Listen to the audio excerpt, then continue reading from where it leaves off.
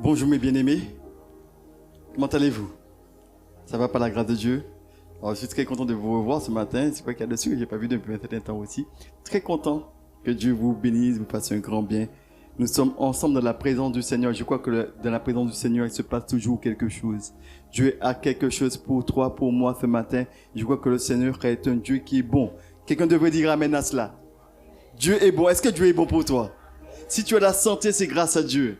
Amen. Si tu vois le soleil qu'il y a dehors, c'est grâce à Dieu. Il y a eu la pluie ce matin, c'est grâce à Dieu. Et nous pouvons toujours le louer pour ce qu'il est. Ce matin, le Seigneur a une exhortation pour chacun d'entre nous, pour vous et moi.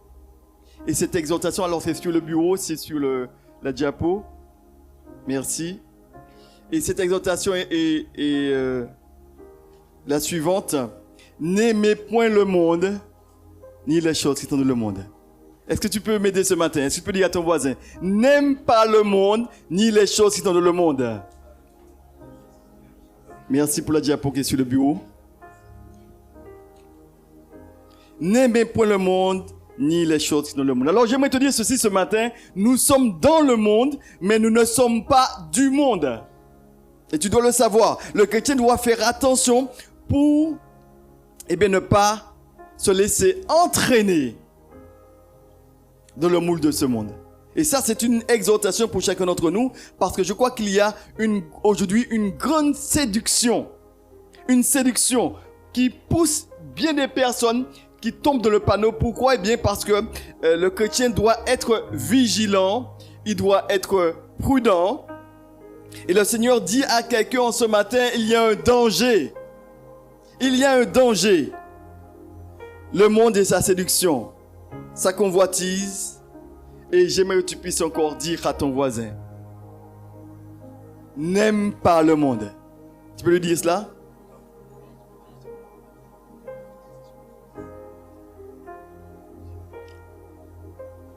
N'aimez point le monde, ni les choses qui sont dans le monde. Là, nous allons lire ce passage ensemble dans 1 Jean au chapitre 2. 1 Jean chapitre 2. Et nous allons lire à partir du verset 15. 1 Jean chapitre 2. Et nous allons lire à partir du verset 1er.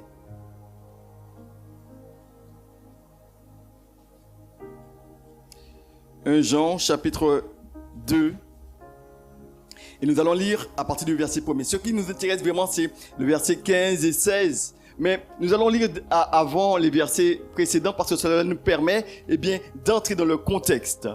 Alors il est dit ceci dans 1 Jean chapitre 2 verset 1er. « Mes petits enfants, je vous ai écrit ces choses afin que vous ne péchiez point. Mais si quelqu'un a péché, nous avons un avocat auprès du Père, Jésus-Christ le juste. Il est lui-même une victime expiatoire pour nos péchés, et non seulement pour les nôtres, mais aussi pour ceux du monde entier. Si nous gardons ses commandements, nous savons par cela que nous l'avons connu. Celui qui dit « Je l'ai connu » et ne garde pas ses commandements est un menteur, et la vérité n'est point en lui. Mais l'amour de Dieu est véritablement parfait en celui qui garde sa parole. Par cela, nous savons que nous sommes en lui. Celui qui dit qu'il demeure en lui doit marcher aussi comme il a marché lui-même. Bien-aimés, ce n'est pas un commandement nouveau que je vous écris, mais un commandement ancien que vous avez eu dès le commencement. Ce commandement ancien, c'est la parole que vous avez entendue. Toutefois, c'est un commandement nouveau que je vous écris, qui est vrai en lui et en vous, car les ténèbres se dissipent et la lumière véritable paraît déjà. Verset 9. Celui qui prétend être dans la lumière et qui est son frère est encore dans les ténèbres. Celui qui aime son frère demeure dans la lumière et aucune occasion de chute n'est en lui. Mais celui qui est son frère est dans les ténèbres. Il marche dans les ténèbres et ne sait où il va parce que les ténèbres ont aveuglé ses yeux. Et dit verset 12, je vous ai écrit petits enfants parce que vos péchés vous sont pardonnés à cause de son nom. Je vous ai écrit père parce que vous avez connu celui qui est dès le commencement. Je vous ai écrit jeunes gens parce que vous avez vaincu le malin. Je vous ai écrit petits enfants parce que vous avez connu le Père. Je vous ai écrit père parce que vous avez connu celui qui est dès le commencement. Je vous ai écrit jeunes gens parce que vous êtes forts et que la parole de Dieu demeure en vous et que vous avez vaincu le malin. Et verset 15, il est dit ceci. N'aimez point le monde ni les choses qui sont dans le monde. Si quelqu'un aime le monde, l'amour du Père n'est point en lui. Celui qui est dans le monde, c'est ce que vous avez? Car tout ce qui est dans le monde, la convoitise de la chair, la convoitise des yeux et l'orgueil de la vie, ne vient point du Père, mais vient du monde. Et le monde passe, et sa convoitise aussi. Mais celui qui fait la volonté de Dieu demeure éternellement. Est-ce qu'on peut acclamer bien fort la parole du Seigneur? Parce qu'elle est la vérité. Et c'est une parole pour toi ce matin. N'aime pas le monde. Dis-le à ton voisin à nouveau. N'aime pas le monde, ni les choses qui sont dans le monde. Une histoire raconte qu'il y avait un père qui avait une voiture qu'il aimait beaucoup. Et un jour, un de ses fils a eu l'idée d'écrire sur la voiture et de prendre un tournevis, je ne sais trop quoi, et puis d'écrire sur la voiture de son papa. Et quand le père a entendu, il est venu et il a vu que la voiture était rayée, il était fou de rage. Et quelle était son attitude? Il a cherché cet enfant et il s'est mis à frapper l'enfant sur la main qui avait écrite. À un tel point que cet enfant était infirme tout le reste de sa vie après. Pourquoi? Parce que le père fou de rage, eh bien, il ne comprenait pas comment l'enfant avait fait pour écrire sur sa voiture. Et quand il avait frappé son enfant, et notamment la main, il retourne vers la voiture. Et quand il regarde ce qui est écrit sur la voiture, il voit écrit « Dieu t'aime, papa ». Mais dans sa fureur, il n'a rien vu de ce qui était écrit. Et il s'est mis à battre l'enfant. Cet homme, ce père, a regretté amèrement son attitude. Quel âge avait cet enfant, je ne sais. Mais cet enfant a écrit à son papa. La conséquence a été lourde. Quand on est attaché à quelque chose, on est prêt à faire beaucoup de mal si on n'arrive pas à se maîtriser, eh bien, on peut faire beaucoup de mal pour une chose qui nous est très chère.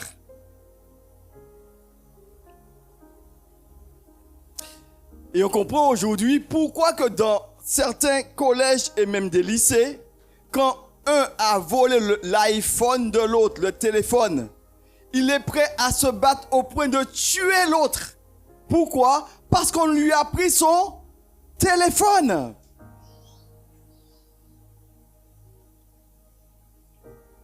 Pour cet homme, eh bien, c'était sa voiture. Et il y a certaines personnes, eh bien, faut pas entrer dans la voiture n'importe comment. Surtout pas les pieds sales. Et si tu es sale, eh bien, tu vas rester. Parce que la voiture a une telle valeur. Pour d'autres encore, c'est le téléphone. Pour d'autres encore, c'est peut-être un terrain. Il y a tant de divisions dans des familles. À cause de quoi? Un bout de terrain. Et cela, s'il y a entre voisins, entre parents, enfants, il y a tant de déchirures. Je voudrais dire à quelqu'un, toi qui es papa, qui es maman, avant que tu ne puisses mourir, sépare tes biens. Et c'est le conseil que je donne aux parents aujourd'hui. Pourquoi? Parce que les enfants se déchirent. quand les parents viennent à partir pour un bout de terrain. Et une histoire raconte qu'il y avait également un homme qui était dans un enterrement qui cela se déroulait. Il y avait, eh bien, dans cet enterrement, une famille qui était endeuillée. Et un frère s'approche de la tombe. Vous savez, quand ça se passe, c'est la mise en terre. De ceux qui viennent avec des roses, qui jettent des fleurs. Et puis qui disent un dernier mot à papa, papy, etc. Et un frère qui s'approche et qui n'a pas de rose à la main, il prend de la terre et il frappe sur le cercueil. Il dit, mitéa ou kagoume pouté, mitéa à présent. Pour dire quoi? Que tu peux faire ce que tu veux, tu n'emportes rien avec toi. Mitéa. Et ceux qui nous regardent justement, eh bien, veut dire que, eh bien, c'est la terre que tu voudrais, eh bien, voilà. Il y a des combats. Pour quelqu'un, eh bien, il y a des choses qui t'attachent à la terre. Ça peut être un terrain, cela peut être aussi, pour d'autres encore, un travail. Parce qu'il y a tant de rivalité dans le travail. Eh bien, surtout, quand il y a de ceux qui sont en position d'autorité et de ceux qui sont prêts à tuer, voire les voyants, pourquoi? Eh bien, pour tuer, pour prendre la place. Et vous savez, quel que soit le travail reste toujours le travail. Mais on ne peut rien, et cela tu dois le comprendre ce matin, tu ne peux rien emporter avec toi. Alors, quelqu'un pourrait se dire, mais pourquoi les hommes, ils réagissent ainsi? Pourquoi il y a toujours des rivalités? Pourquoi, eh bien, les hommes cherchent toujours à être plus haut que les autres? Posséder plus. Pourquoi? Eh bien, j'aimerais te dire ce matin, eh bien, parce que nous sommes tous simplement dans un système qu'on appelle le monde. Et le monde, dans ce système, nous sommes dans ce système que le monde, et le monde, eh bien, c'est la diapo suivante, merci.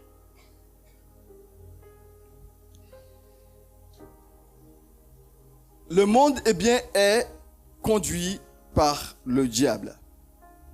Pourquoi les hommes réagissent-ils ainsi? Parce que nous sommes tous dans un système de pensée, de fonctionnement qui est le monde, et le monde est conduit par le diable, qui pousse les hommes à se comparer les uns aux autres, à se détruire les uns les autres pour avoir plus. Mais la réalité, on ne peut rien emporter avec soi. La présentation du monde. Alors il dit ceci: n'aimez point le monde, ni les choses qui sont dans le monde. N'aimez point le monde, ni les choses qui sont dans le monde. Ici, le terme monde, eh bien, en grec, c'est le mot qui revient, qui est cosmos. Et quand on voit le cosmos, quand on entend cosmos, on pense à la nature, on pense aux étoiles, on pense à la terre, on pense aux arbres, on pense à toutes ces choses. Mais est-ce que c'est ce que Dieu dit de ne pas aimer? Non! Parce que tout ce que Dieu a créé était parfait. Souvenez-vous de le jardin d'Éden. Eh bien, tout était bon. Et même très bon. Mais ce n'est pas ce que Dieu dit dans ce passage de ne pas aimer. Mais il dit au contraire, n'aimez pas le monde. Eh bien, le monde ici, c'est un système de pensée. Le monde ici, eh bien, c'est tout ce qui est généré par le diable, par les mauvaises pensées, les mauvaises attitudes. Et tu dois bien comprendre le contexte. Le contexte est le suivant. Parce que l'apôtre ici, eh bien, il va donner un enseignement. Et quand on lit les versets précédents, on s'aperçoit bien que l'auteur va dire ceci. Il va mettre en lumière deux choses. Il va dire qu'il parle aux enfants, petits-enfants, aux jeunes et aussi aux pères. Pour dire toutes les générations. Et il va leur donner des conseils. Mais il va dire, avant tout, il va mettre en lumière, il va mettre en comparaison la lumière et les ténèbres. Et il va dire que vous êtes la lumière. Et quand il va mettre en lumière, eh bien, il va mettre en exergue ces deux éléments qui sont opposés entre eux. Et il va dire, mais écoutez, le monde dans lequel nous sommes, le monde dans lequel vous êtes, est conduit et sous la puissance des ténèbres. Le monde est conduit et par le diable. Et il dit, ne vous conformez pas au siècle précédent. En fait, il disait en quelque part, n'aimez point le monde, parce que vous êtes lumière. Alors, que veut dire le monde? Il dit que les chrétiens devraient être des lumières. Sel et lumière dans le monde. Loin des ténèbres de ce monde. C'est-à-dire que le système de pensée, les stratégies qui sont données. Pourquoi? Parce que le monde, c'est la diapo suivante, le monde est sous la puissance du diable. Le monde est sous la puissance du diable. Et tu dois le savoir ce matin. Il dit ceci dans 1 Jean 5, verset 19. Nous savons que nous sommes de Dieu et que le monde entier est sous la puissance du malin. Le monde entier est sous la puissance du malin.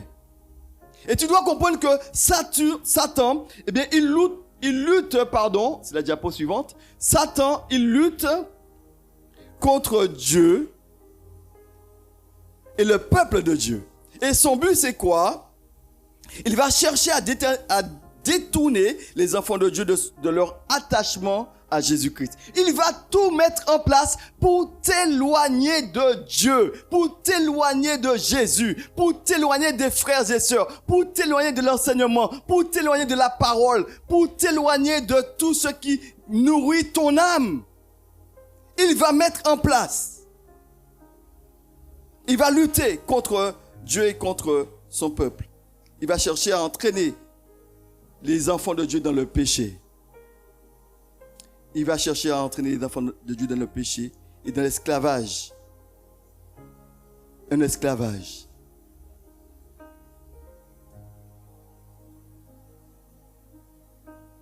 C'est la diapo précédente, merci. Il va mettre en place tout un fonctionnement qui ignore. Tout un fonctionnement qui ignore Dieu. Il va tout mettre en place. Pourquoi? Pour t'éloigner de Dieu. Tu dois comprendre cela ce matin. Tout mettre en place pour t'éloigner des choses de Dieu, mais aussi, en quelque part, il va tout faire pour que les hommes puissent rejeter Dieu. Pour les chrétiens, c'est une stratégie qui pousse à oublier Dieu. Oublier de prier. Oublier de chanter. Oublier. Et on n'a plus goût d'aller au temple. On n'a plus goût de se retrouver entre frères et sœurs avec d'autres chrétiens. Il met en place des actions. La voiture qui, par exemple, qui tombe en panne. Et quand tu vois ça, tu dis, ah Seigneur, tu connais toutes choses, tu vois bien que la voiture est en panne. Mais je ne pouvais pas aller au temple ce matin. Mais quand c'est pour aller au travail, ah, tu te débrouilles, hein. Parce que pourquoi tu veux arriver au travail? Mais qu'est-ce qu'il y a de plus important? Le travail ou celui qui t'a donné le travail?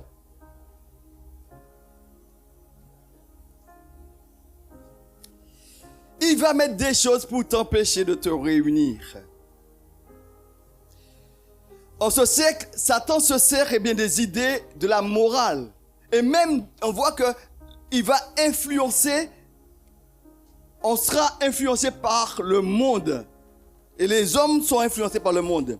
Et on voit aujourd'hui, et j'ai même entendu des chrétiens dire, mais qu'il faudra prier pour le R, hein.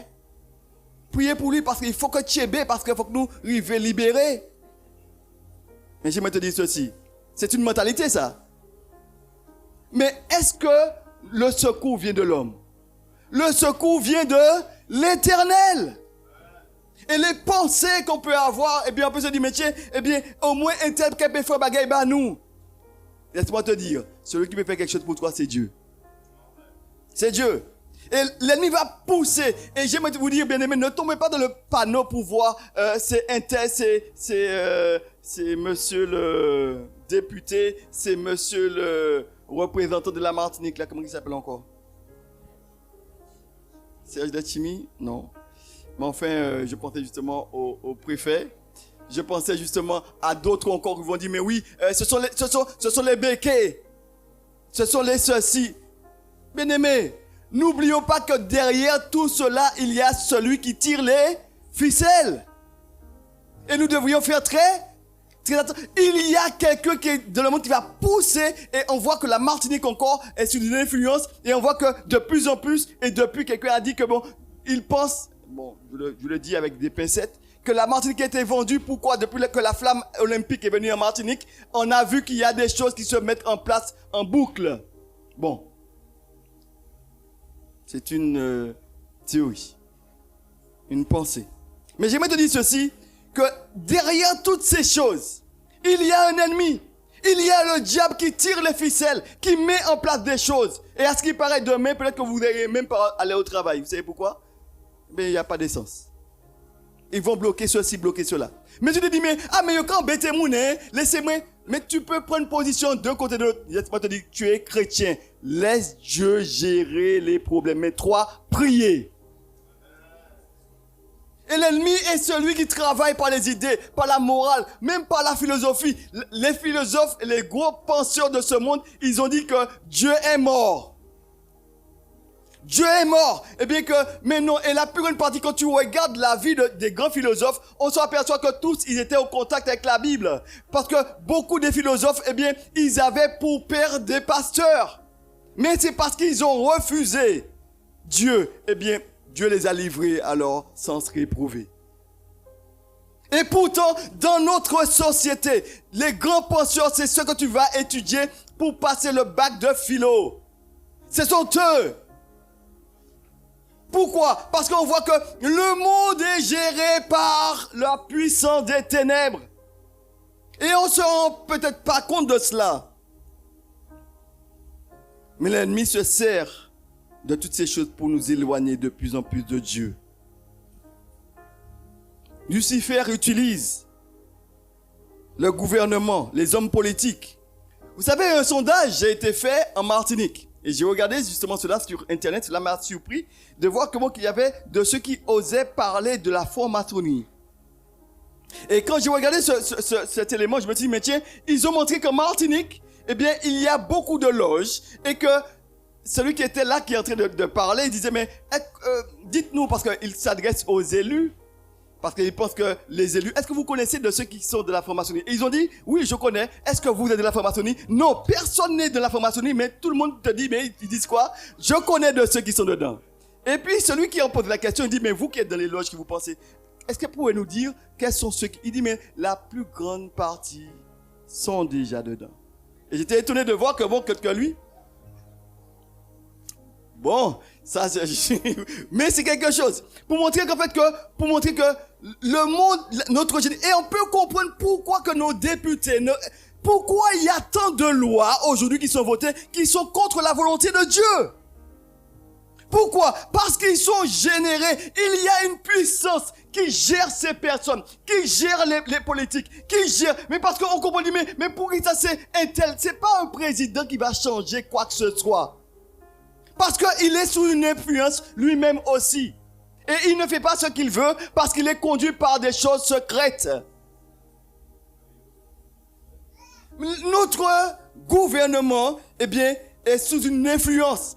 Il y a le diable derrière toutes ces choses. Et il n'est pas étonnant qu'il y ait des lois qui sortent contre les couples. C'est homme avec homme. Et cela est légalisé. C'est femme avec femme. Aujourd'hui, des lois sont votées pour choisir le IL. Ça veut dire que tu peux être... L'enfant peut dire, écoute, moi je suis plus garçon que fille, je suis plus fille que garçon. Comme si que tu ne sais pas. Tu t'es pas regardé devant toi pour voir si c'est que c'est vraiment... Si tu es garçon ou fille.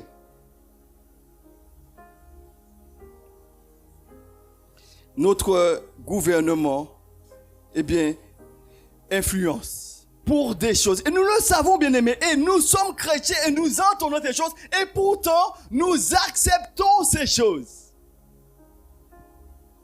Aujourd'hui, c'est l'enfant roi.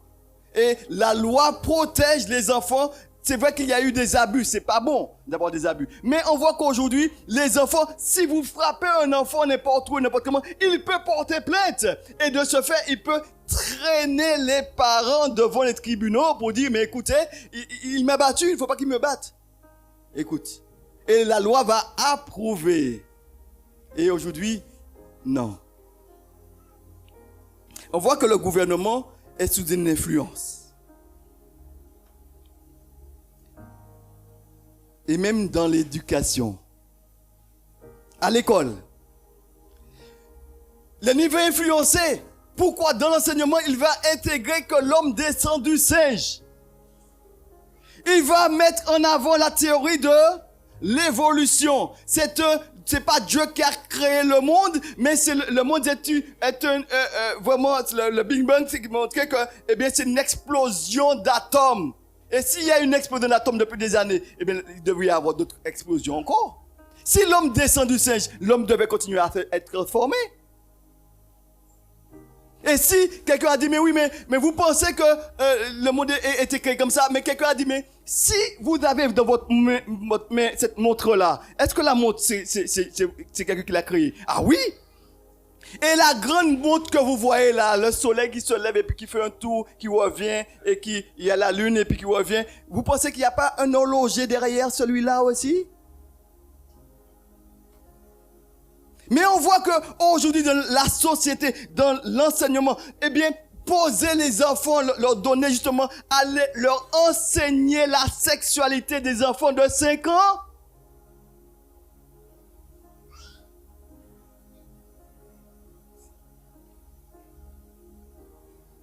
On voit bien que notre société, il y a des choses qui sont mises en place. Pourquoi? Pour éloigner les hommes de Dieu. Le monde, c'est cela. Et le monde est géré par le diable. Et la Bible le dit clairement. Mais si, toi, tu aimes le monde, tu ne peux pas aimer Dieu en même temps. C'est pas possible. Parce que l'ennemi utilise le gouvernement. Il utilise le travail. Et il est étonnant. Parce que dans l'enseignement même, aujourd'hui, on va ajouter, on refuse la Bible dans l'enseignement aujourd'hui, dans les écoles. Mais pour autant, on va faire entrer dans les écoles, la culture. Et dans la culture, on a même dit, cela s'est passé justement dans un collège où il y a eu le couvert de la culture. On a fait venir de ceux qui font du vaudou pour présenter aux enfants. Mais qu'est-ce que le vaudou? Ça fait partie de la culture. Culture haïtienne, et ils sont venus et ils ont fait. Mais on refuse la Bible dans les établissements, mais on accepte le vaudou dans les établissements. J'étais étonné une fois que mon fils qui était à l'école, qui était dans une classe de CE2, on lui a donné comme livre les bienfaits de la sorcière. Et le livre, je regarde le livre, elle est sur un balai et puis elle part. Mais qu'est-ce que cela? Cela, c'est l'initiation à l'occultisme. Bien-aimés, le monde dans lequel nous sommes, est géré par le diable. Et vos enfants, vous et moi, c'est bien la réalité. Et aujourd'hui qu'on voit que pour lire, il y a des livres qui sont donnés pour étudier Harry Potter.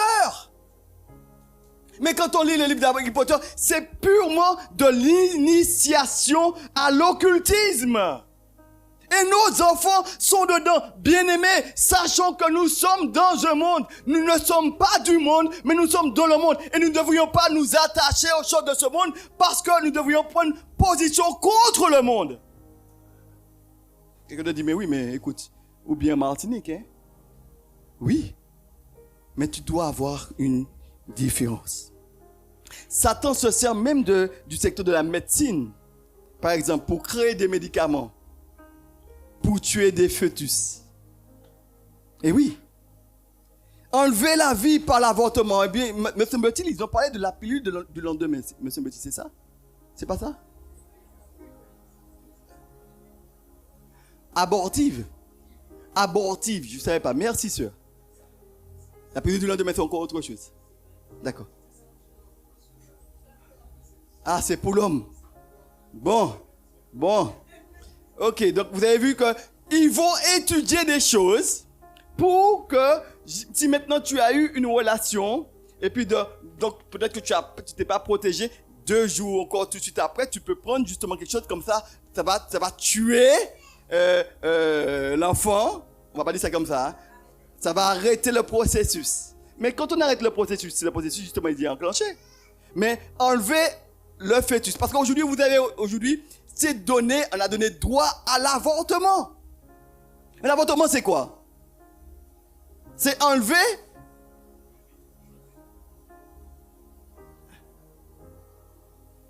On va parler de curettage et toutes sortes de choses. Mais c'est enlever une vie. C'est enlever une vie. Mais on voit qu'aujourd'hui, même la médecine, ils acceptent, ils ont dit, ils sont en pleine discussion. Quelqu'un qui souffre, est-ce qu'on peut lui injecter un produit pour qu'elle puisse mourir parce qu'elle souffre tellement? L'euthanasie, merci. Parce on voit que la médecine est au service de qui? Pour donner la vie, mais surtout pour enlever la vie. On regarde aujourd'hui qu'il y a de bonnes choses qui sont données. Quelqu'un m'a dit une fois, eh bien, il y a ce qu'on appelle la morphine. Quand on souffre, eh bien, pour donner l'exemple, j'avais mon frère qui était dans la phase terminale du cancer. Et pendant un moment, l'infirmière qui vient de la chambre, il lui dit ceci. Il dit, mais pourquoi tu souffres comme ça? Mais pourquoi tu n'as pas augmenté la morphine? Parce que vous savez, vous avez l'appareil pour pouvoir augmenter la dose. Eh bien, pourquoi tu n'as pas augmenté? Et mon frère me dit, David, je ne pas mettre tes pieds, je ne pas faire moi malin. Je ne pas mettre tes pieds, parce que quand tu mets les doses comme ça, c'est lui qui l'a dit, cela te projette dans un monde terrible. Mais c'est une drogue. C'est la mort fine. D'une manière fine. Bon, alors quelqu'un va me dire, mais non, mais c'est pas ça que ça veut dire. D'accord. Mais je vais te dire ceci, c'est toujours une drogue. Hein? C'est une drogue. Hein? Que tu le veuilles ou non. Mais la médecine, et on voit que tout est mis en place. Et puis aujourd'hui, on ne voit pas que ce soit un problème ni pour ça, ni pour ça. Mais qui est-ce qui gère toutes ces choses-là? On voit que c'est pas pour tellement donner de vie, mais c'est pour enlever des vies. N'aimez point le monde. Et on voit qu'il y a des choses qui sont mises en place pour l'alcool, pour les somnifères. Tout cela fait que ronger les vies des personnes qui s'y adonnent. Aujourd'hui, quand on a mal, eh bien, on pense justement tout de suite à un Doliprane. Quelqu'un a dit aujourd'hui, on a ici des feuilles de Doliprane et on les envoie là-bas et puis on revient justement sur des comprimés. Le monde est un système de pensée. Tu dois comprendre ça ce matin. Le monde est un système de pensée. Nous sommes dans une société qui très tôt nous pousse à nous centrer sur nous-mêmes. Dieu n'est pas dans l'histoire. C'est toi qui es au centre. C'est l'homme qui est au centre. Tu le mérites bien. Il y a bien des publicités, hein? Tu le mérites bien. Une crème. Ah oui, ça, tu le mérites bien. C'est toi. Tu es en avant. Tu peux changer aujourd'hui ton nez. Tu n'aimes pas le gros nez que tu as. Mais ce gros nez, c'est Dieu qui te l'a donné. Il n'est pas gros. Au contraire, tu respires mieux. Mais non, mais tu n'es pas content. Tu peux changer de couleur. C'est des métiers, mais je suis trop foncé. Je vais être plus clair. Je vais faire les chabines. Alors maintenant, je serai chabine. Tu vois, justement, tu vas passer des choses. J'aime pas les cheveux, machin, là. Je vais mettre des cheveux plats, tu vois, là. Et là, on va faire de la tête, on va mettre des cheveux, puis on va tisser dedans, on va coudre dedans. Mais tu dis, waouh, c'est impressionnant, ça. Hein? Mais qu'est-ce qui pousse les hommes? Nous sommes dans un système de pensée où les hommes, eh bien, très tôt, ils vont à l'école pour se former, pour avoir un travail, mais aussi se réaliser, devenir quelqu'un. Et c'est ce que le monde nous propose. Travaille pour être quelqu'un de la société. Mais tu peux être quelqu'un dans le monde et n'être personne devant Dieu. Ce qui est important, c'est d'avoir une valeur devant Dieu. Et Dieu t'aime tel que tu es. On fournit des efforts pour apprendre, avoir un diplôme, avoir un travail, avoir une famille, avoir une maison, avoir la possibilité de partir en voyage avec pendant la période des vacances, à partir en croisière. Avoir et au final, on est conditionné pour toujours avoir.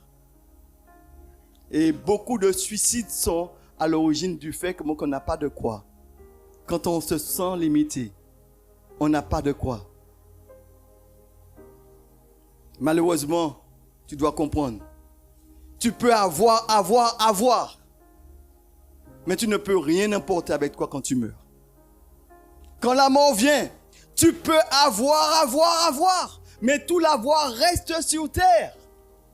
Et l'ennemi ne peut que te proposer des choses qui restent sur terre. Parce qu'il ne peut pas te donner autre chose. C'est lui qui gère les choses sur le monde. C'est pourquoi les hommes aujourd'hui sont dans il y a un voile qui est jeté. Et beaucoup de chrétiens tombent aussi dans le même panneau. On veut avoir, on veut être, on veut avoir. Mais sache que tu ne vas rien apporter avec toi le jour où tu vas mourir. Ce que Dieu veut, eh bien que tu ne puisses pas t'attacher aux choses de tout le monde, mais que tu puisses être à son service.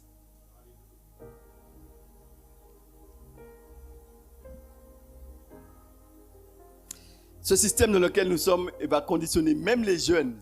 Vous savez, j'étais étonné de savoir que moi, de mon temps, il n'y avait pas cela. Mais aujourd'hui, vous savez que dans les lycées, dans certains collèges, pas tous ici, mais même au Canada aussi, eh bien, il y a des salles de musculation où les jeunes ils peuvent se gonfler. Ils vont faire la gonflette. Hein. Ils vont se renforcer là. Ils vont faire... Et là, on voit qu'ils vont... Je dis, mais tiens, c'est pas mauvais, mais le monde pousse les jeunes à être centrés sur eux-mêmes. Et j'ai trouvé que c'était étonnant parce que les jeunes aujourd'hui, eh bien, on ne veut pas être différent des autres. En même temps, on veut être différent. C'est-à-dire que j'ai vu que dans un collège, ça m'a étonné une fois de voir que ils ont établi un uniforme, les pantalons bleus et puis un polo, etc. Ils arrivent à faire une distinction quand même. Si tu vas mettre une grosse ceinture, vous savez les grosses ceintures là qui marchent. Si tu vas mettre des tennis, et ils vont se coiffer d'une autre manière. S'ils ne peuvent pas agir sur le vêtement, ils vont agir tout autour. Et j'ai vu qu'une fois, je me suis dit, mais tiens, pourquoi ils ont fait cela? Ils ont mis un jean et puis ils ont mis des élastiques aux pieds. Et puis c'est le style. Et puis ça tombe un petit peu et puis ils marchent. Je me suis dit, mais tiens, c'est quoi ça? Ils arrivent à faire une distinction là où il n'y a pas de distinction. Pourquoi? On veut être comme les autres, en même temps on ne peut pas vraiment être comme les autres. Et le pire, c'est que quand un a commencé à faire cela, tous les autres, ils suivent. Qui est-ce qui est derrière le monde? Qui est-ce qui est derrière la mode? Qui est-ce qui établit justement un fonctionnement? Le monde, c'est le diable qui est derrière. C'est le diable qui est derrière. Dieu te dit ce matin, n'aime pas le monde, ni les choses qui sont dans le monde. C'est la diapo suivante. N'aime pas le monde, ni les choses qui sont dans le monde. Pourquoi? Et il va nous dire pourquoi. Il va nous dire pourquoi, c'est au verset 16. Car, la cause c'est quoi? Car tout ce qui est dans le monde, la convoitise de la chair, la convoitise des yeux, l'orgueil de la vie ne vient point du Père, mais vient du monde. Et le monde passe, et sa convoitise aussi. Alors, qu'est-ce que l'ennemi utilise pour te détourner de Dieu? Alors, en un mot, c'est la convoitise. La convoitise. Qu'est-ce que la convoitise? Alors, pour les Israélites, ils pensent que l'âme et le cœur étaient le lieu de la convoitise. C'est-à-dire du désir immodéré de posséder une chose. Et cette envie peut s'exercer sur la maison, sur le bétail, sur les serviteurs de son prochain. La convoitise est provoquée par Satan, par notre chair, par le monde. Et cela te pousse à être égoïste. Alors qu'est-ce que la convoitise? C'est l'amour des objets de la création ou de soi-même plus que du créateur. Plus que du créateur. C'est-à-dire qu'on aime les choses que Dieu nous donne. Mais qu'est-ce que tu as reçu que tu n'es? Qu'est-ce que tu as que tu ne l'aies reçu? Tout ce que tu as, c'est Dieu qui te l'a donné. Mais pourquoi vouloir t'enorgueillir des choses que Dieu t'a données? S'il t'a donné, il peut donner à l'autre. Mais pourquoi vouloir ce que tu as, vouloir prendre les autres, ceux des autres? C'est ce qu'on appelle la convoitise. Alors, dans ce texte, dans ce verset précisément, il nous est présenté, eh bien, la cause. La cause, c'est quoi? Eh bien, que tout ce qui est dans le monde, la convoitise de la chair, la convoitise des yeux, l'orgueil de la vie, vient de ce monde. Et là, on voit ici qu'il y a un processus. Et ce processus commence par la convoitise de la chair, ensuite les yeux, et finit par l'orgueil de la vie. Une image pour que cela soit bien clair dans ta tête. Quelqu'un qui aime le football, il n'y a rien d'aimer le foot. Hein. La chose soit claire. Hein. Il n'y a rien de mal d'aimer le sport, mais Mais si tu aimes beaucoup le foot, comment Satan va faire pour pouvoir te tenter, pour te distraire? Pour te faire tomber, parce que son objectif c'est quoi? Te faire tomber dans un péché, te conduire dans l'idolâtrie. L'idolâtrie c'est quoi? C'est tout ce qui prend la place de Dieu dans ta vie. Alors, toi tu te dis que tu es chrétien et tu prends ton portable et tu es en train de lire et tu te dis mais écoute là, j'ai pas bien compris ce que là veut dire la convoitise. Alors je prends mon portable, je vais regarder sur internet pour savoir quelle est la définition du mot convoitise. Alors quand je prends le portable, je l'ai, voilà, je l'ai en main. Et là, ayant ce portable, eh bien, je me dis, mais écoute, je vais chercher convoitise. Je suis sur internet là, ok, je cherche. Et comme par hasard, quand je vais sur la page, qu'est-ce que je vois? Eh bien, France-Espagne. Comme ça, France-Espagne. Et puis, tu es là, si tu es en train de marcher, tu t'arrêtes. Hein? Et tu t'arrêtes. France-Espagne, ben, moi, regardez ça. Et puis après, pom, Ronaldo, allez. Mais, après, tu l'as, mais, gamicien, oui. Et puis, tu es debout au même endroit. Si tu te déplaces, tu t'arrêtes. Et puis, parce que pourquoi? La convoitise des yeux. Mais avant tout, comme toi, tu es amorcé par quelque chose que tu aimes, ta chair aime. La convoitise de la chair, avec la convoitise des yeux, eh bien, produit justement quelque chose. Et là, ça te paralyse. Tu étais en train de prier, de lire ta Bible. Mais vous avez oublié qu'on calme marché. Ou a donné Ronaldo, allez, Bali. Mais, gamicien, mais non.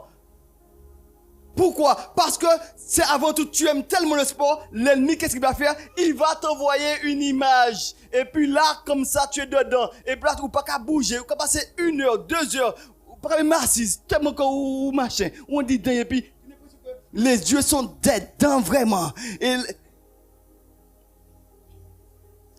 la convoitise de la chair, des choses que tu aimes, ton corps déjà aime, il va utiliser la convoitise des yeux, et puis cela va te pousser à te quoi faire?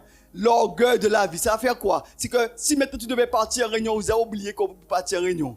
Et puis on dit dans le match là, le pouvoir dans machin. Après, eh bien dimanche prochain, on va jouer? Oui. Bon, Dieu sait toutes choses, hein. Il n'est pas obligé d'aller en réunion, hein. Dieu connaît toutes choses. Et puis il sait très bien. Donc je vais rester à la maison. Mais le rester à la maison, pourquoi tu vas rester à la maison? Eh bien, tu vas rester à la maison, pourquoi? Il n'y a pas de mal à regarder un match après le foot, après le culte. Mais si tu vas, à cause du foot, ne pas venir au culte, il y a un problème. Et en fait, l'ennemi va travailler. Pourquoi? Pour t'éloigner des choses de Dieu. La convoitise de la chair, associé à la convoitise des yeux, produit, eh bien, un fruit qui est l'orgueil de la vie. C'est un processus. Alors, j'aimerais te donner un conseil. Quand tu pries, éteins le portable. Quand tu pries, mets le portable dans une autre salle. Ou encore, mets-le en mode avion. Mais pas trop près de toi, parce que quand on te voit mettre ça, un ping ting, et puis tu es en train de prier, me regarder après, qui est-ce qui m'a appelé là? Hein? Comme si maintenant, comme si c'est une question de vie ou de mort, hein? Qui m'a appelé? Tu es en train de prier, Seigneur, bénis, alors c'est la sœur qui a appelé, respirer, c'est pas un qui réveille. Bon, ok, Seigneur, tu vois, et quand tu vas recommencer à prier, tu vas voir que ta relation avec Dieu a été coupée. C'est vrai, hein? Ta relation avec Dieu a été coupée. L'ennemi va tout faire pour te couper de ton intimité avec Dieu. Et qu'est-ce qu'il va utiliser? Eh bien, des distractions. Des distractions. Et c'est comme ça qu'il opère. Et cela est valable pour les hommes. On a parlé pour un homme pour le foot. Mais ça peut être pour la femme pareil. Hein, les feuilletons, vous savez, avec les saisons 1, saison 2, saison 3. Et pour un jeune homme qui est parmi nous, cela peut être justement le jeu vidéo. Tu passes du temps dans un jeu. Tu n'as même pas encore fini que tu apprends que notre jeu est sorti et puis c'est encore mieux. Et tu passes toute une journée, même sans manger, sur un jeu.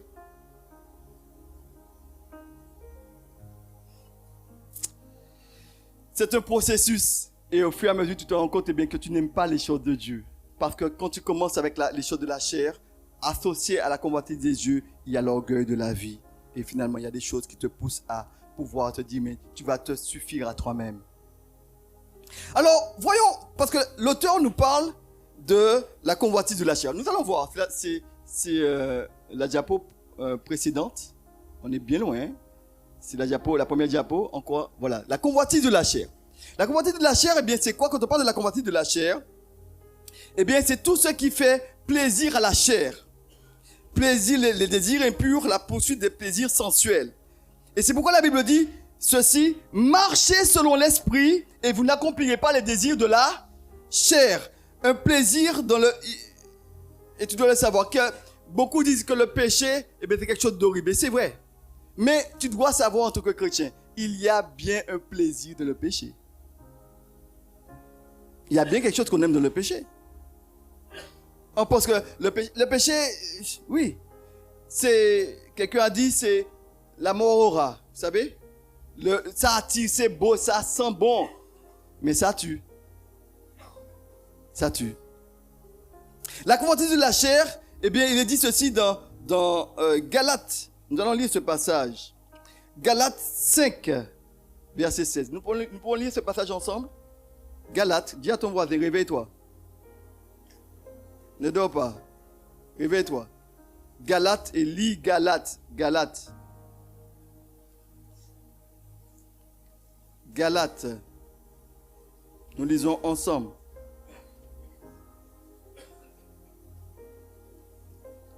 Galates au chapitre 5.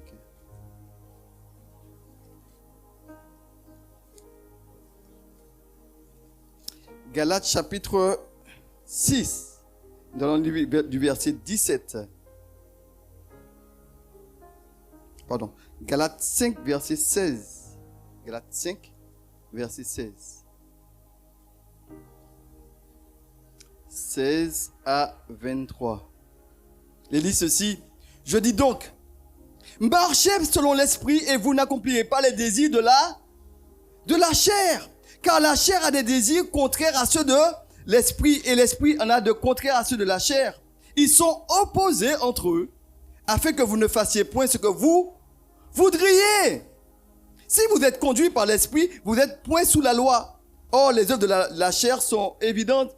Ce sont la débauche, l'impureté, le dérèglement, l'idolâtrie, la magie, les rivalités, les querelles, les jalousies, les animosités, les disputes, les divisions, les sectes, l'envie, l'ivrognerie, les excès de table et toutes les choses semblables. Est-ce que ce n'est pas ce que nous voyons de ce monde?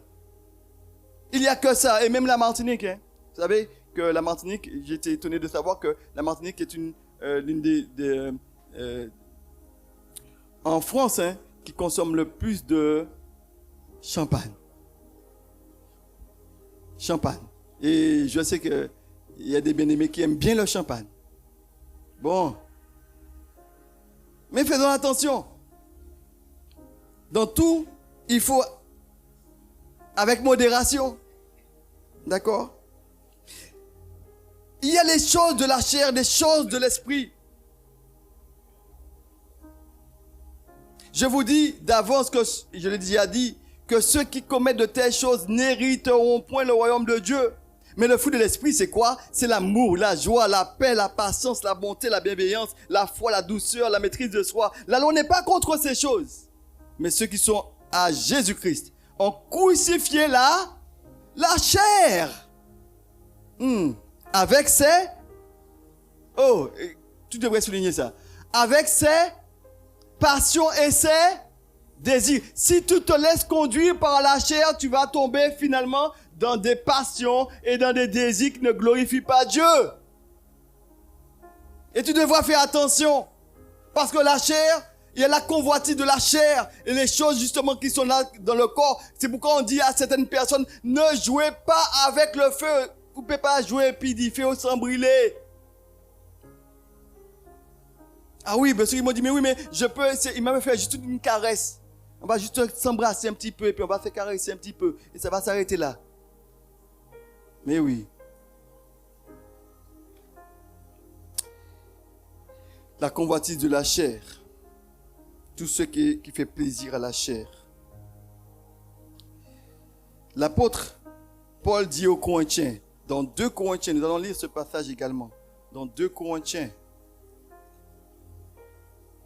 chapitre 6, c'est la diapo, 2 Corinthiens chapitre 6, 17 et 18. Merci pour 2 Corinthiens.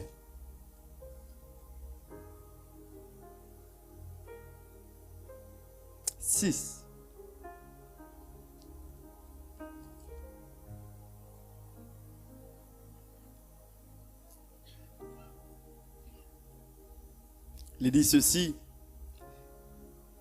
séparez-vous, dit le Seigneur.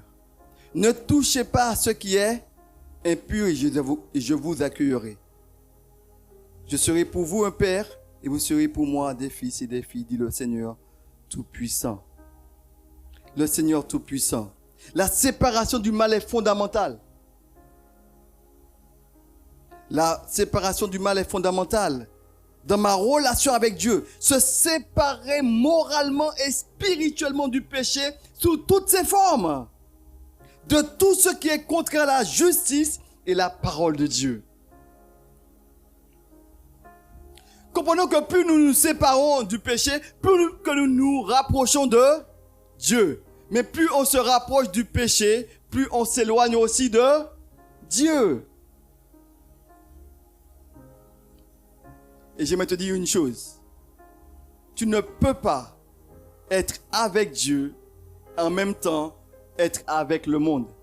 Parce que il ne peut pas y avoir de lien possible entre les ténèbres et la lumière. Parce que la lumière chasse les ténèbres. Tu ne peux pas être un peu lumière, dimanche ma lumière, c'est maintenant dans ténèbres. Après, je vais virer dimanche lumière, éteindre lumière, nous allons virer en semaine. Non. La lumière, lui, et la lumière chasse les ténèbres. Il est dit ceci, séparez-vous. Et je pense qu'il y a une séparation. Le chrétien, on parle de la sanctification. Un des mots de la sanctification, ça veut dire séparer aussi, mis à part. Et je pense que Dieu nous appelle à nous séparer. Nous sommes dans ce monde, c'est vrai. Mais on doit avoir une distinction. Je rappelle que le chrétien, il vit dans le monde, mais n'est pas de ce monde. Comme Jésus qui a quitté ce monde pour aller au ciel. C'est notre destination. Ne perdons pas de vue l'objectif. En attendant, c'est vrai que nous sommes sur terre. L'objectif, c'est que nous puissions partir pour aller au ciel. Pendant que nous sommes sur terre, nous nous préparons à aller au ciel. Mais, sur terre, nous faisons l'œuvre de Dieu. Nous annonçons la parole. Nous amassons des trésors pour le ciel et non pas pour la terre. L'auteur nous parle aussi de la convoitise des yeux. C'est la diapo, voilà. La convoitise des yeux. Qu'est-ce que la convoitise des yeux? Désirer ce qui est agréable aux yeux, mais interdit par Dieu. Vous savez, les yeux ne se fatiguent jamais. Vous n'avez pas vu, faire attention à cela? Toute une journée, vous regardez, il pourra fatiguer, regarder. Les yeux ne se fatiguent pas. Et quelqu'un a dit que 90% des péchés passent par les yeux. À un tel point que quand un aveugle, ce qui ne peut pas voir, lui, il est déjà plusieurs, il a moins de péchés. Parce que pourquoi il ne voit pas? Parce que le fait de voir, ça te pousse à la convoitise et pour qu'à désirer, tu pêches. Mais la Bible dit ceci, parce que quelqu'un dit, mais oui, mais non, mais tu penses que je peux garder, mais pas toucher, donc c'est pas bon. Je ne peux pas faire ce qui n'est pas bon. Me garder, mais pas toucher. Mais me garder et puis moi. Mais m'en toucher et puis j'ai moi. Mais si vous touchez et puis j'ai ou péchez quand même. Ah bon, quelqu'un dit, mais non, qu'est-ce que tu racontes là, le frère? Ben écoute, on va lire ce passage.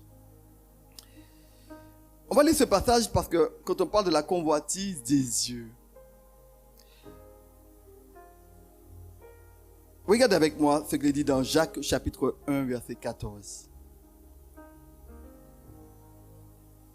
Dans Jacques 1 verset 14, il dit, mais chacun est tenté quand il est attiré et amorcé par sa propre, c'est pas quelque temps l'autre, hein, sa propre convoitise. C'est ta convoitise qui te pousse à pécher.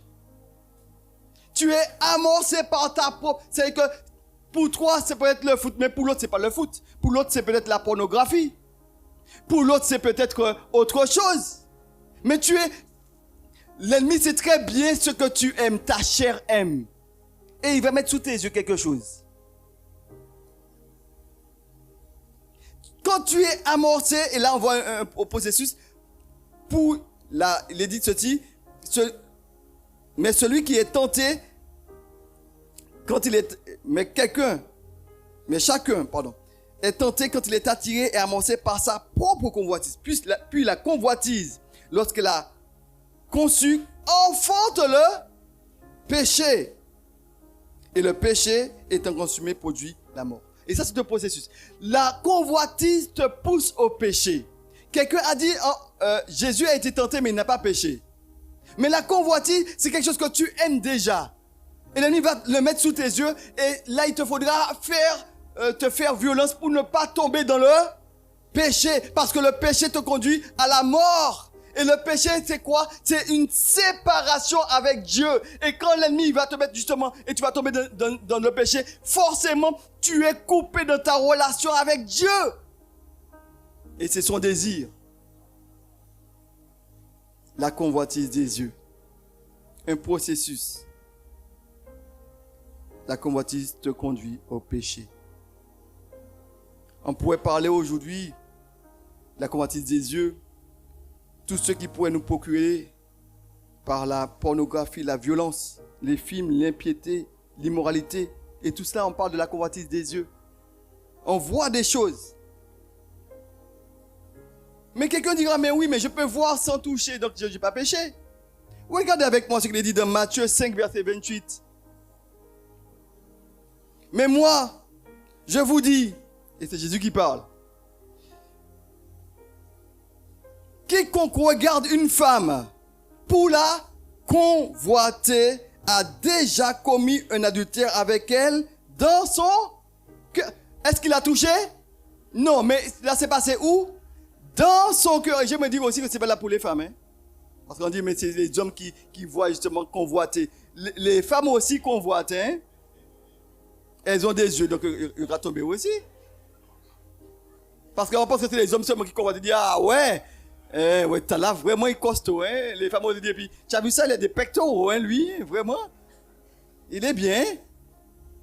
Et puis, parce que quelqu'un a dit, le premier regard n'est pas péché, mais le deuxième est péché. C'est-à-dire que quand tu as vu une chose, tu as vu, bon, c'est pas grave. Mais quand on vit regarder, on dit, c'est pas ça mon regard. C'est bien ça. Eh ben, dis donc, ouais. Et tel ou pas, ouais, ça, viens, regarde. Et les collègues sont forts pour ça, vous savez. Tu as vu quelque chose de... Tu n'as pas vu ça, viens voir ça. Voisine, d'où? Vraiment, viens voir ça. Regardez ce café. Ah bon? L'autre dit, et puis, on comprend. Et tel, viens voir aussi. Nous, quand on associer les autres, justement. Et puis, ça, c'est pas... On pense justement à la voisine, mais ça peut être justement dans le bureau aussi, les femmes, là. Tu as vu ça? Regarde comment qu'il est, oui. Et a vu... Regarde. Vous voulez pas voir, regardez. La convoitise des yeux. Mais il dit, mais de ce passage, il dit, mais de Matthieu 5, mais moi, je vous dis, quiconque regarde une femme pour la convoiter a déjà commis un adultère avec elle dans son cœur. Et puis il dit, verset 29, mais si ton œil est pour toi une occasion de chute, arrache-le. Et que tu dis, oui, mais oui, d'accord, hein, pasteur, hein. Faut que je m'arrache de la prière, hein, parce que vous ne pouvez pas arracher comme ça. Hein? Oui, mais arrache-le, jette-le loin de toi. Car Car il est avantageux pour toi que seul de tes membres périssent et que tout ton cœur entier ne soit pas jeté dans la géhenne. Et puis il dit quelque chose justement pour toi qui aime toucher aux affaires du patron. Convoitise, ou pas ça, ouais, aïe, ouais, vous dites là, il quitte là, ou après, vous a mettez en dos. Vous a mettez dans l'auto. Et puis pour personne pas ouais, premier bagage, vous allez mettre l'auto, ferme l'auto à clé. Pourquoi? La convoitise des yeux toujours. Et bien, pour ça, convoiter des choses, de prendre. Et il dit ceci, pour ceux qui aiment toucher aux affaires des autres. Il dit, et si ta main droite est une occasion de chute, qu'est-ce qu'il faut faire? Couper! Couper les mains, parce que pourquoi le plus important c'est d'aller au ciel. Il dit, mais car il est avantageux pour toi qu'un seul membre périsse et que tout ton corps entier n'aille pas dans la géhenne. Alors, bon, pas dit c'est moi qui dis couper les mains, hein. Mais il faut bien comprendre le texte, hein. Montrer quelque part que tout ce qui serait pour toi une occasion de chute, coupez. Si maintenant tu allais voir, pas aller voir voisin encore, si c'est pire ou cabret. Si c'est pire, machin, pas dit justement, mais non, camarade, mais les camarades, ils me poussent à fumer. C'est pas une personne qui prend cigarette, la mettre en bouchou. C'est vous même qui mettez en bouchou. Alors, pas dire, mais pas aller là.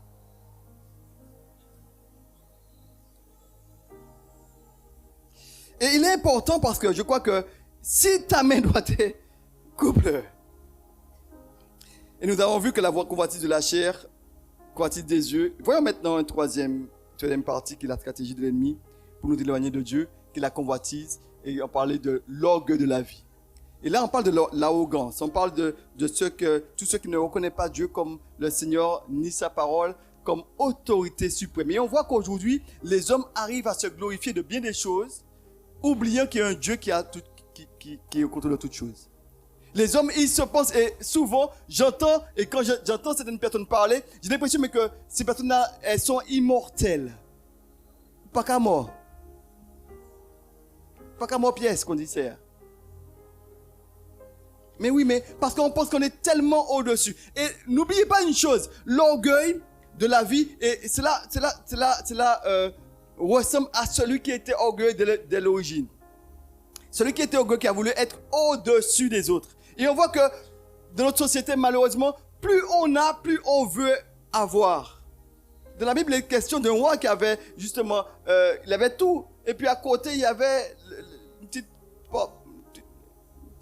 petit pot qui a, c'est Naboth, qui a un petit terrain là, et puis un petit machin qui a fait cultiver baguette. Et il a tous les terrains qu'il faut, mais il est à la convoitise des yeux. Et bien là, et puis il dit, mais je veux posséder encore là aussi, parce que machin qui a fait des catés oranges. Et bien là, rouge, et puis les tomates là, alors là, les tomates tellement bien. Ah non, mais c'est à là où les. La convoitise des yeux, c'est là pousse à quoi? À se savoir, se croire au-dessus de tout. Mais il y a un seul qui est au-dessus de tout, et c'est Dieu. L'homme n'est pas au-dessus de. Et là, on voit qu'aujourd'hui, et j'aimerais te dire ceci, si tu as de l'orgueil, eh bien, tu ressembles à ton père. Si tu es humble, tu ressembles à ton père qui est humble. Alors quelqu'un me dira, mais pasteur Gauthier, vous pensez que personne n'a de l'orgueil vraiment parmi nous? Je dis, mais oui, on a tous en nous une racine, parce qu'on est dans ce péché, on est pécheur. Hein? Et on croit qu'on est orgueilleux d'une manière et d'une autre. On dit, pas moi quand même, mais on pourrait faire ça, mais on pourrait faire ça quand même. Hein? Donc, si bien que tu as quand même de l'orgueil. Hein? Mais, tu dois ressembler à celui qui est humble. La Bible nous dit que Jésus était humble de cœur. Et tu dois lui ressembler à ton maître. Et non pas celui qui n'est pas ton maître. Celui qui est orgueilleux, c'est le diable. Qui était orgueilleux. Mais, c'est voir toujours les autres au même niveau. Jésus, quand on voit Jésus était sur terre, Jésus n'a jamais montré qu'il était le Fils de Dieu pour attester, pour écraser les autres. Et lui, il était le Fils de Dieu, il était bien le Fils de Dieu. C'était Emmanuel, Dieu avec nous. Dieu fait homme. Il était bien le Fils de Dieu. Et pourtant, devant la femme samaritaine, devant la femme surprise en flagrant délit d'adultère, mais il n'a jamais voulu rabaisser les autres. Mais il a toujours été au même niveau. Et Dieu nous invite à être toujours au même niveau les uns avec les autres. Alors, je voudrais terminer par cette exhortation que l'on trouve dans Romains chapitre 12, verset 1er.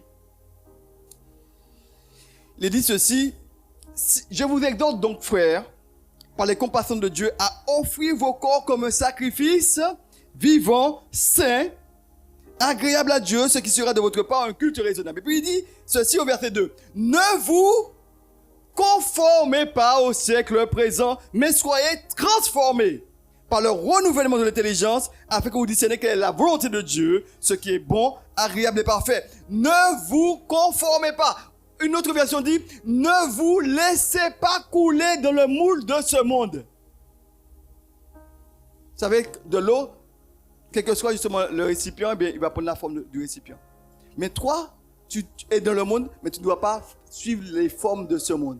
Si on, faut pas on. Si chrétien carré, eh bien, il faut qu'on carré Adam on.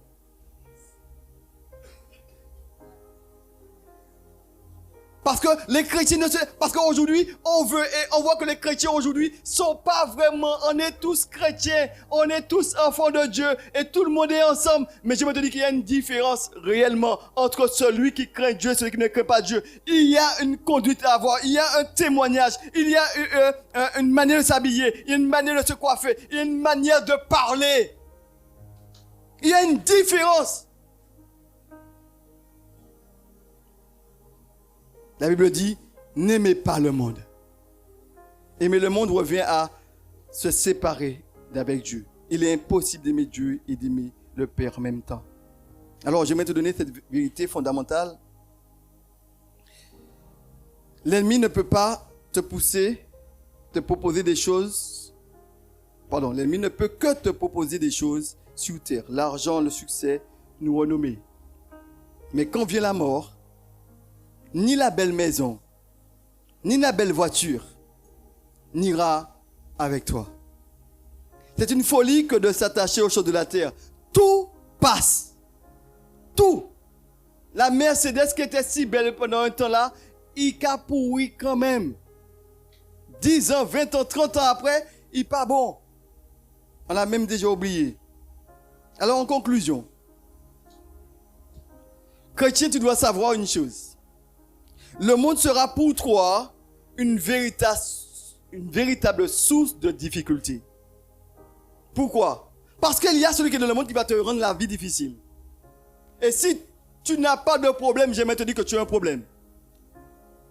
Parce que l'ennemi ne laisse pas tranquille les enfants de Dieu. Et il va tout faire pour te mener la vie difficile. Pourquoi? Pour t'éloigner, pour mettre devant toi la convoitise, plus de travail. Et je vois que les chrétiens tombent dans ça. Pourquoi? Parce que aujourd'hui, Dieu nous dit, mais écoute, travaille, mais prends du temps pour te reposer. Quand le dimanche arrive, tu es tellement fatigué que pendant le message, dis à ton voisin, réveille-toi, dis-lui ça. Parce que vous êtes tellement fatigué, vous tellement travaillé. Mais Dieu te dit, écoute, la possibilité c'est quoi? De travailler, mais prends du temps aussi pour Dieu. C'est plus de travail. Et les patrons, ils savent ça bien. Ils vont t'augmenter. Pour t'augmenter, il faut plus travailler plus pour gagner plus. Ou qu'est fatigué plus, comme ça, dimanche matin, même si que tu es là, mes yeux fermés. N'aimez pas le monde. Et le système de ce monde, c'est de te fatiguer, de sorte que quand même si tu as un dimanche, tu es tellement fatigué, et puis quand tu as fini la réunion seulement, vous êtes parti, vous êtes dormi. Même celui-là où tu as dormi. Pourquoi? Parce que tu es tellement fatigué. Tu passes plus de temps à l'école ou encore au travail que dans ta propre maison. Vous savez, hein? Mais oui. Parce que pourquoi? Eh bien, tu es conditionné. Mais j'ai envie de te dire, arrête le temps et prends du temps. Consacre, par exemple, tout ton dimanche pour Dieu. Ah, mais on dit ça, oui. Mais après pasteur, nous en là, il faut que m'arrive tout de suite. Et puis, il faut que je prenne un médicament, mais mon autre médicament qu'on prend là. Hein? Mon autre médicament là, parce que fait-on qu'à commencer. Il y a les matchs. Il y a les matchs. Mais qu'est-ce qui t'empêche de prendre du temps Dis, mais écoute, je consacre le dimanche à Dieu. Dimanche prochain, si Dieu veut, il y aura les annonces tout à l'heure, il y aura un repas fraternel. Si Dieu veut. Eh bien, ce sera l'occasion pour dire, mais Seigneur, je te consacre ce moment. Je ne vais pas prendre pièce rendez-vous. Parce que s'il le faut, on va faire de la pétanque ensemble. On va faire un ping-pong ensemble. On va manger ensemble. On va prendre un bain de piscine ensemble. On va faire du volley ensemble. Mais pourquoi ne pas prendre du temps ensemble? Bien aimé, ça manque aujourd'hui. Pourquoi? On vient à l'église comme dans un libre service. On vient, on prend et puis on repart avec. Et toi, qu'est-ce que tu viens porter pour les autres? Ou pas qu'à venir prendre, ou pas qu'à venir porter, mais toujours qu'à prends. Et puis on dit, ah non, là c'est pas trop bon. Le fruit à pain n'est pas tellement bon par là, il est plus doux. Mais nous allons chercher les fruits à pain qui sont raides. J'aime bien les fruits à pain qui sont bien durs. Tu m'entends? C'est bien dur. Et là, manger à pain, là, c'est... Tu fais une distinction entre la nourriture parce que tellement on y manger. J'ai envie de te dire ce matin, et je termine avec cela. Le monde sera pour toi une véritable soupe de difficulté. Elle va te faire tu auras de la haine. Comme Jésus, il y aura des persécutions, il y aura de la souffrance. Mais n'oublie pas surtout, le monde présent, c'est pour un temps et pas tout le temps.